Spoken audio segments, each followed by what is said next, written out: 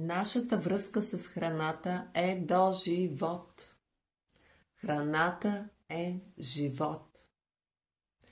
Храната е носител на толкова много емоции.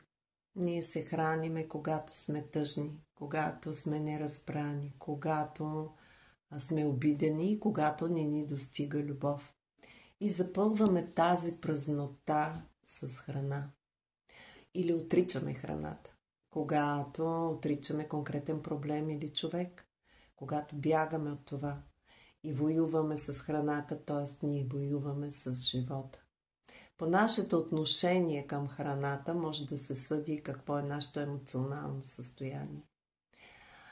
Когато не ни е вкусен живота, ние с всяка хапка се опитваме да си доставиме вкус, а този вкус все не идва. Някои от нас с години не успяват да храносмелят обида, гняв и травми. Когато нещо наистина не е наред с главата ни, то не е наред и с нашия стомах.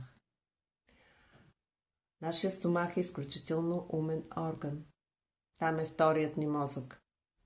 И така както чистиме нашата храносмилателна система, по същия начин ние трябва да чистиме и нашето емоционално и ментално състояние.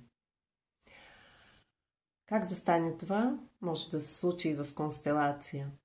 Там може да се види какво точно стои зад вашето нарушение в храненето, както и на пълното отричане на храната. То си е все така нарушение в храненето. Аз съм Елвира Петрова, констелатор, фасилитатор, коуч, НЛП практик и треньор личностно развитие.